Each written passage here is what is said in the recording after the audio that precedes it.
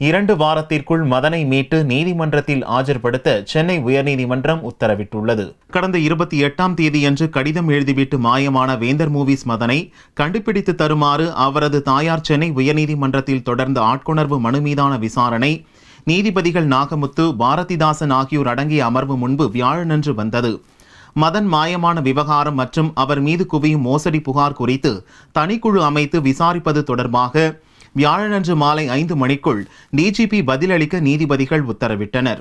5 மணி அளவில் வழக்கு விசாரணை அதிகாரியாக மத்திய குற்றப்பிரிவு கூடுதல் துணை கமிஷனர் செயல்படுவார் என்று அரசு வக்கீல் தெரிவித்தார். இதை ஏற்ற நீதிபதிகள் 2 வாரத்திற்குள் மதனை மீட்டு நீதிமன்றத்தில் ஆஜர்படுத்தவும், முன்கூட்டியே மதன் கிடைத்துவிட்டாலும் ஆஜர்படுத்த வேண்டும் என்றும் உத்தரவிட்டனர்.